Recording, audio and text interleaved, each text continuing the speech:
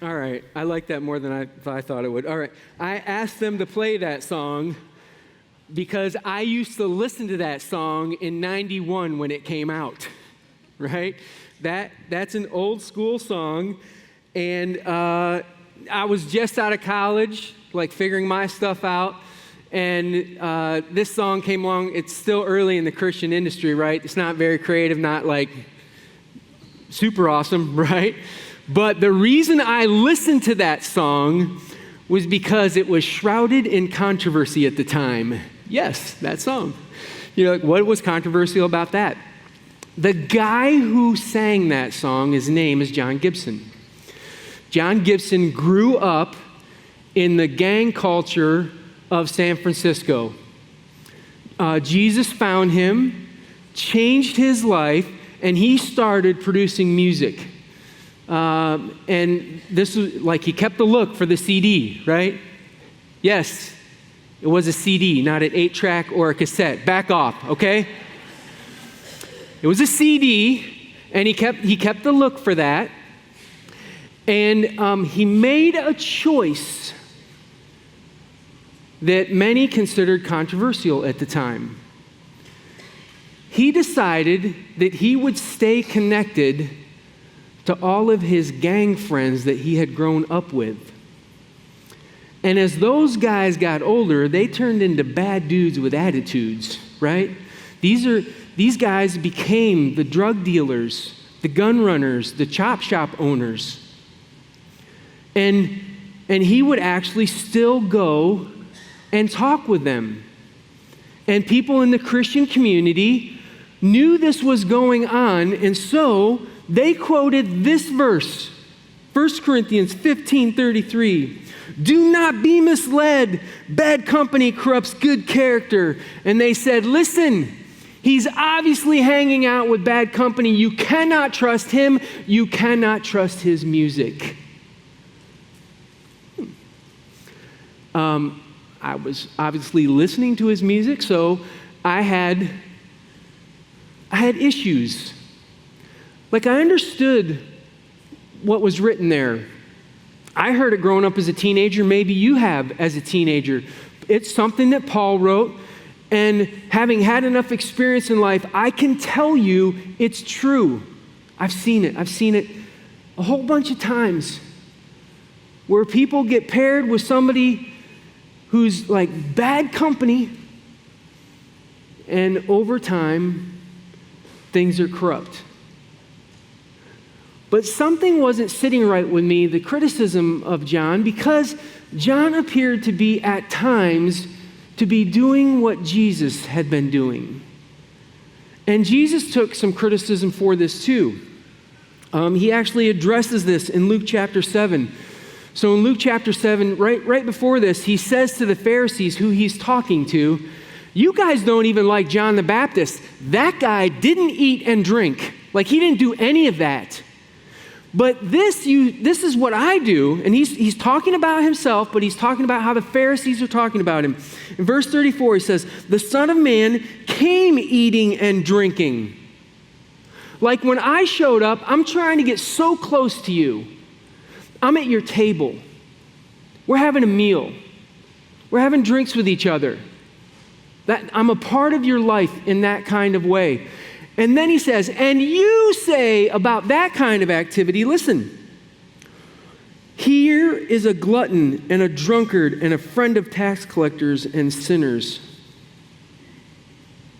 And they basically say, you've been corrupted, Jesus, by hanging out with these kinds of people. But here's what happens. Jesus refuses to listen to what they have to say, and he keeps doing it. And the question that I was wrestling with back so long ago was, how in the world could the actions of Jesus and the words of Paul both be right? And by the way, I'm not taking the lazy way out. I've heard a lot of Christians do this. It drives me crazy. I don't like it. They'll say, well, I'm going to trust the words of Jesus over Paul. Hello, they're playing for the same team.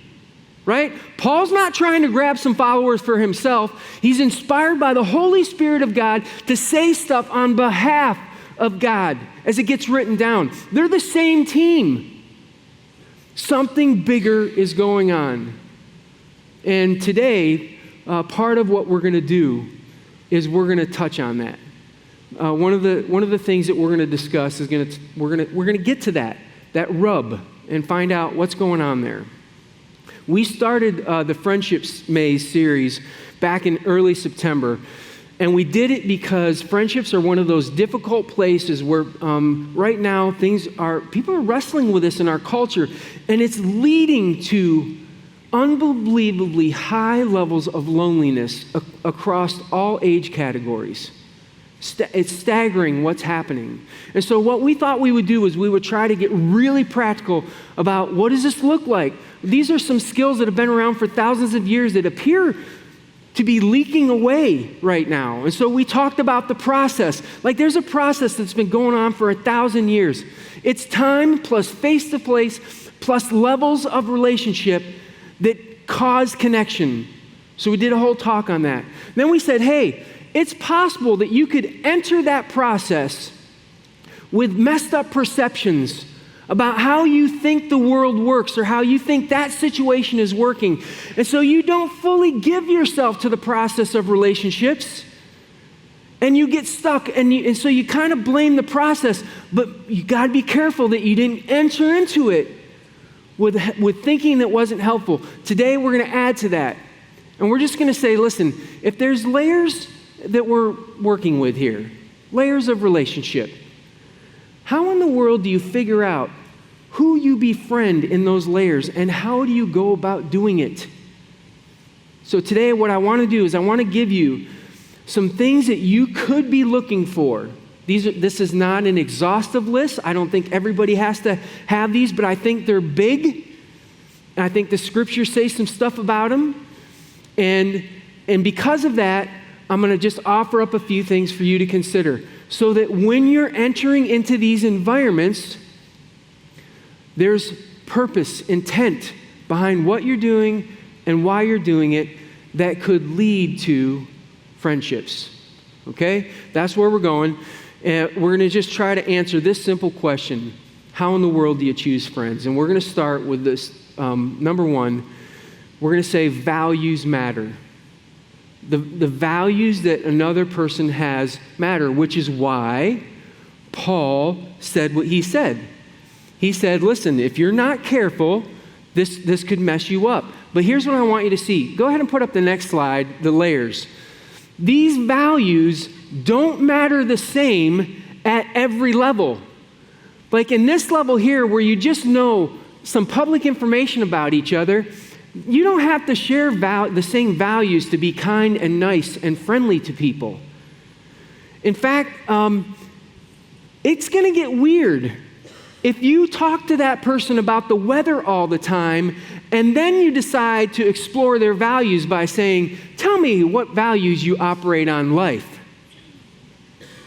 What would somebody say who you've been talking about the weather with for 2 years?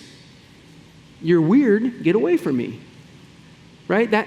That's a personal question, and I don't know that I don't know why you're asking this, but I'm telling you, the further you go up the layers, the more important the value question becomes. The more important it becomes. Why? Because friends influence each other. They always have. They always will. And it's why you find Paul saying what he's saying and stuff like this in Proverbs. This is Proverbs 22:24. Do not make friends with a hot-tempered person. Do not associate with one easily angered. Next verse says, or you may learn their ways. You could be ensnared. I had a friend in college who would get angry at the smallest thing. We ate meals together. And every one of us at the table would look to goad him because we thought it was funny because when he got angry, he turned red and like he would pound the table and stuff. And we all thought it was hilarious. Now, I like the guy There's a lot of stuff, but I had enough anger of my own. I knew I couldn't hang out with him or we would end up in trouble. Like, you've seen this, haven't you?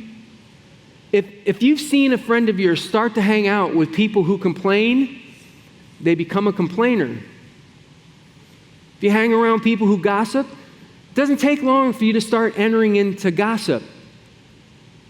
It includes stuff like anger, which is why he says this here. It's a simple formula. Values plus time equals influence. Values plus time equals influence. It's why when Paul says bad company corrupts good morals, he's warning you about the value proposition. Like, if you're not aware of the values of the friends that you have, you're making a mistake. And I'm telling you right now, a lot of people just, all they want is somebody to accept me. Just somebody who will accept me. If I feel accepted, I'll jump in with you. And some of the people who do the best at accepting somebody is somebody who has no moral code whatsoever. They don't have any values to measure anything on. So they'll accept everybody, and it feels good that you could hang out with that person and be accepted, except it will not take long. If you spend a lot of time with that person, you will start to adopt their values. This is the way it works. Friendships influence each other. It's also why John Gibson and Jesus got it right. See, they could go into spaces where they could be the influence because those people weren't their primary all the time friends. They were hangouts where they would go and they would show the love of God to that person, but they weren't their inner friend. They weren't their core friends. And yet a lot of us, we're not paying attention to the values and the friendships that we have. And in the long run, it will bite you. It's not enough to be accepted. It might feel good, but pay attention to the values that somebody possesses. Because if they have none, they will expect you to have none. And if you want to keep that friendship, you'll start to operate in that same way so that you can hold on to them. Values matter. If you ignore them, it will cost you in the long run. How else do you choose friends? Number 2, find people who tell the truth. Find people who tell the truth. In Proverbs 27, verse 6, it says this: wounds from a friend can be trusted, but an enemy multiplies kisses. When we go to figure out who we should have as a friend, we want people who will support us. That makes a ton of sense. But what we have in mind for what support means is often different than what's helpful for us. Many times what we think of is, I want to talk to somebody who will always tell me how well I'm doing, right? Or you end up talking with somebody that you think you can trust because they soft pedal everything. Tracy was having a conversation with somebody at work a little while ago, and I said to her, honey, you have to be careful with that person. That person is not trustworthy. And she's like, why in the world would you say that? What are you seeing that you could say that? And I said, well, so far they've gone around and around and around in circles with you, asking you what you believe, but they've never been direct. They haven't had one single direct conversation with you yet. Because of that, you don't really know what they believe or what their agenda is because they haven't been clear. You got to be careful that you're not trusting that person with a bunch of important stuff that's going on in your heart. Somebody who can't tell you directly the truth is somebody that's risky. And the other side of that is there are sometimes that we gather people who will tell us all the fluff. Like, they'll tell us how awesome we are. They'll never disagree with us. We can present stuff that's going on in our lives that we clearly messed up. And they'll make it sound like we're the victims. And the reason this is a problem is that you need somebody who will speak the truth into your life so that you can adjust and grow. Without it, you're in trouble. The problem is honesty often feels like a wound. Feels like that, I can't believe you said that. That hurt. But that kind of wound is possible if it comes from somebody who genuinely cares and reveals that they genuinely care about you. When you have a friend like that, that kind of wound tells you they want me to not have blind eyes to this thing, so they're telling me the truth. They're being direct. They're being clear. And it becomes one of the most important things that you can find. Somebody these days who will just tell it to you straight. Who'll just tell it to you straight. Sometimes the problem is you find that person who will tell it to you straight, and it feels good because somebody's being honest with you, but they actually don't care about you. They just like telling it straight. And so they'll rip your guts out all day long, and you're like, this is so good, I have a good friend. But they're actually not friendly, and they're actually not your friend. So this is why it's complicated. You're going to have to take time to figure out what a kind truth teller looks like, and that's what you're looking for. I'm looking for somebody who will tell me the truth in a kind way. Because without it, I'll make mistakes. I'll not grow. Got to find a truth teller. Number 3, this is going to be a little weird for some of you. You definitely want to find people who have the ability to give you healthy opinions because they matter. This is another one of those instances where people mess this up a lot because this is not for every space of that triangle either. Do we have a slide for that? I don't know. Yeah. In social space, opinions are excellent. You've determined that you like each other. It's really good. You know what a horrible place for opinions? Right here. Right? And some of you have such strong opinions that you dump them in public space on such a regular basis. And then you're shocked when people don't move to the next space with you. You want to know the truth? They don't care about your opinion. They're in public space. All it does is repel people. I didn't want to know that.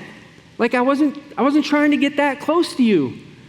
But what I know now is you have strong opinions about everything that you talk about, and if I'm in a friendship with you, I'm going to have to hear even more of these. I'm out. So you have to rein it in. Like you have to find the proper place and time. It's almost like people don't understand the purpose of an opinion. You know what the purpose of an opinion is? It's to generate a conversation where you and others can grow. That's what it is. You find a respectable way to present an opinion that you have, and then you listen to somebody who presents a different way of thinking, and it challenges you to think in ways that you don't normally process. It's dynamic. It's fun. It's one of the better things about friendships is you get challenged to grow in ways that you could never have considered because you get to hear somebody else's opinion. It feels to me like we are losing this skill in our culture right now. I have a son who told me that right now he has a group of friends that he deeply cares about, but that he's come to realize that he can only share certain things with those friends because if he reveals other opinions that he has, he will be removed from that friend group and he can have them no longer. In essence, what's happened is these people have created a silo of ideas and beliefs that they have, And if you espouse those ideas and belief while you're in that silo with them, that's fine. Or if you're quiet, that's fine. But if you speak up and offer a different opinion, you're out of here. And I feel horrible for him. Because one of the best things that happened in my life is I didn't grow up when it was that way. And I had friends who had disagreements about everything with me. Like, we disagreed on all kinds of stuff. Even spiritual matters we would have disagreements about. And we would have conversations. And you know why those conversations were so valuable? Because sometimes I found out I was really immature. And I needed to grow up. Other times I discovered that the belief that I had was something that was so valuable to me that I really had to develop it so that I could stand more firmly on what I thought and what I believed. And all of those conversations were incredible and helpful. And we remained friends after we had them. And sadly, it just seems to be coming to an end. Listen to this verse. We talked about it last week, but I want to read it again. Proverbs 27:17. As iron sharpens iron, so one person sharpens another. For this verse to work, there needs to be friction. And right now, many of us are creating silos of friendships where the friction doesn't have to exist at all, and you're missing out. You're missing out on what God designed as a method for us to develop, to grow. And this becomes even more important. Like, the further up you move, like when you start sharing opinions with trusted people, you can have really dynamic conversations where they can challenge you in ways that nobody else can. But if we become afraid to give opinions or to hear them, the process breaks down. And we lose the richness of what friendships could be. Part of the reason I feel sad for my son is I think he's going to come to the realization at some point that those friends aren't very good friends, because if he makes a mistake and accidentally presents an idea that he doesn't know that's out of bounds, he's going to lose them anyway. And I think it's tragic that that's where we're at. You need people in your life where you can have healthy discussions about opinions. You ought to be looking for people who are capable of doing that.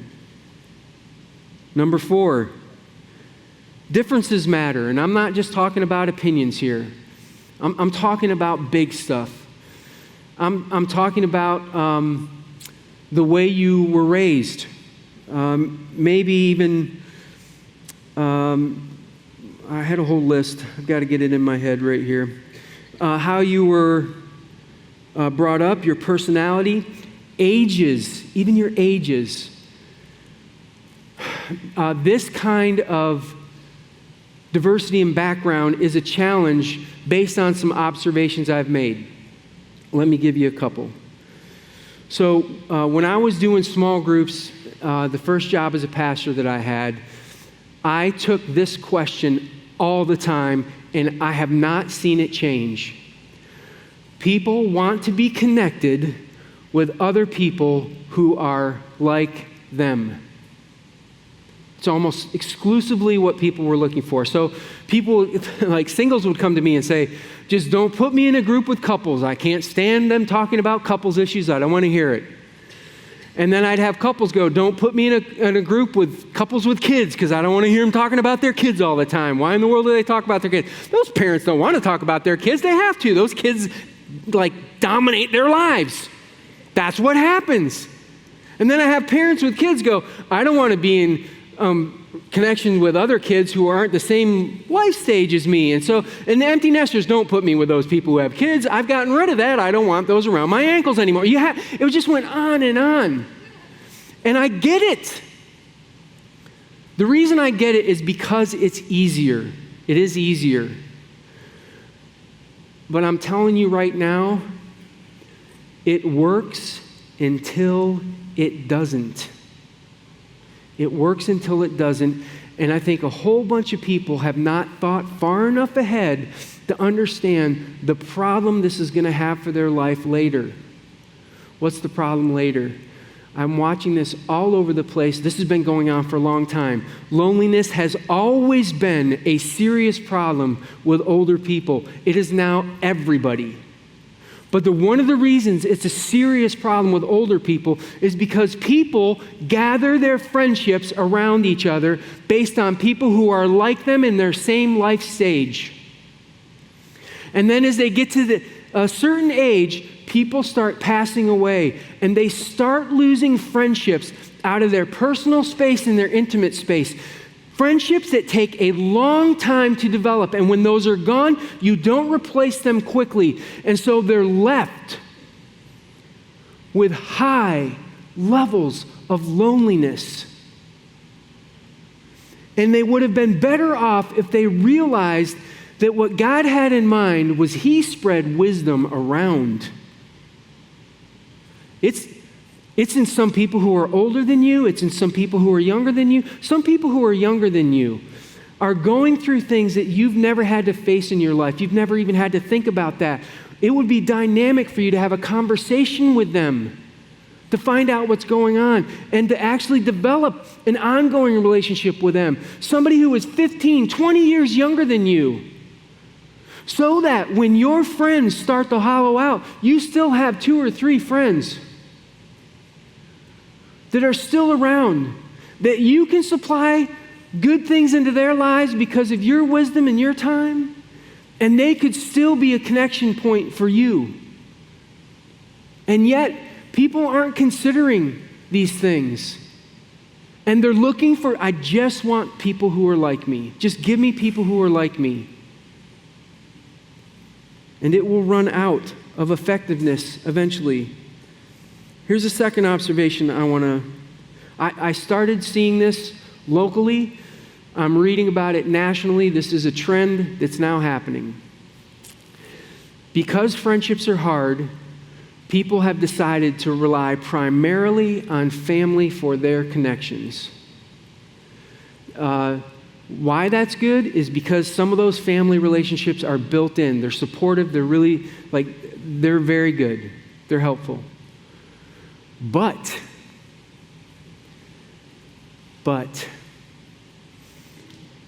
a recent study was finished. They reported on it in Time magazine. 270,000 people across 11 countries. And they looked at how friendships were formed, and they found something. They found a lot of interesting things, but this is the one they found on family. They found that the people who had groups of friends outside of their family were the healthiest in every measurement. Healthy mentally, physically, emotionally, spiritually. Healthier. What happens sometimes when people get married is they connect up with that person and everybody else disappears in their world of connection. And the problem is when one of them passes, there's nobody else, and the health of that person declines rapidly. But the married couples where she had friends and he had friends and they did stuff with those friends and talked to those friends on a regular basis, they were healthy off the charts. You can see some of this habit start with dating. Have you ever had a friend start dating somebody and they ghost all of their friends until that dating relationship either turns bad or ends, and then all of a sudden they show back up in the group? That's that same kind of thinking. If I find somebody who's close, I don't need somebody else. I would tell you that's a risky path. In Proverbs 18, verse 24, the first part says, somebody who has unreliable friends comes to ruins, but here's the second part. But there is a friend who sticks closer than a brother. And people would say, hey, this is about Jesus. And I think it does describe Jesus very well. But this was a proverb that was written for the day and time, and they were using it to help them understand that it was valuable to have friends who were not family. People you had hobbies with, people you could travel with, people that you could do stuff with, have conversations with, because it's healthier for you and it's healthier for your relationship for you to have more than just a huddled group of family friends. In fact, the research on this is becoming quite clear. The people who are relying on the huddle of family to take care of their whole friendship are ending up feeling alone. This process of finding friends and engaging with them, it's important. Your family's important. For some of you, your family isn't up to the task. Like they couldn't provide for you good support. You've got to be at the task of finding other friends. And part of the problem is that sometimes people are huddling in their families, and those people who need other friends can't find somebody who's willing to engage with them because I've got my family and they're out in the cold. If you could understand the value of it, there are friendships closer than a brother that are valuable for your life.